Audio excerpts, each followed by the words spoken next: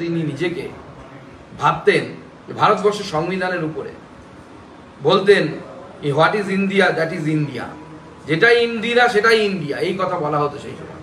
এটা হচ্ছে আত্ম অহংকার এবং চূড়ান্ত আত্ম অহংকারী একজন রাষ্ট্রশাসক, তার নিদর্শন।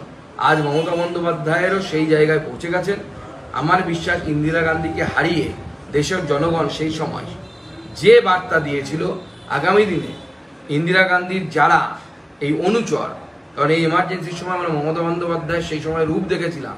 জয়প্রকাশ নারায়ণের গাড়ির বয়নটের উপরে উঠে মমতা বন্দ্যোপাধ্যায় সেই সময় উদ্দাম, কি বলবো, নৃত্য বললে তো খারাপ বলা হয়, কারণ উনি আমাদের এখন মুখ্যমন্ত্রী, উদ্দাম নৃত্যই করেছিলেন যদি সত্যি কথা বলতে হয়, রাজনৈতিক নৃত্য করেছিলেন জয়প্রকাশ নারায়ণের বয়নটের উপরে উঠে। উনি যদি ভুলে যান, সেই ছবি সংবাদ মাধ্যমের কাছে আছে, আমি সংবাদ মাধ্যমকে বলবো সেইটা দেখানোর জন্য। আজকে মমতা বন্দ্যোপাধ্যায় যদি মনে করেন উনি সংবিধানের উপরে উঠে গেছেন, তাহলে আগামী দিনে বাংলার জনগণ ইন্দিরা গান্ধীর মতো লোককে যদি ভারতের জনগণ হারিয়ে বার্তা দিতে পারে, তো মমতা বন্দ্যোপাধ্যায় কোন ছাড়, তাকেও সেই বার্তা দেবে পশ্চিমবঙ্গের জনগণ। সেই বার্তা দিয়ে মমতা বন্দ্যোপাধ্যায়কেও সঠিক রাস্তায় ফেরত আনবে বলে আমার মনে হয়।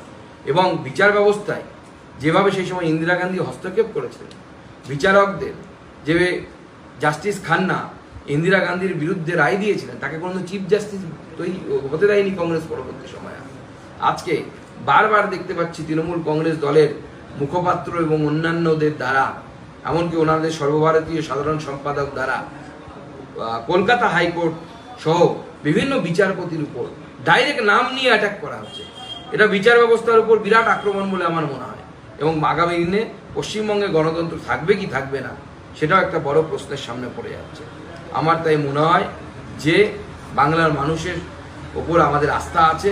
ভারতবর্ষের মানুষ, ভারতবর্ষের জনগণ যেভাবে ইন্দিরা গান্ধীকে সঠিক শিক্ষা দিয়েছিলেন, আগামী দিনে পশ্চিমবঙ্গের মুখ্যমন্ত্রীকেও উপযুক্ত শিক্ষা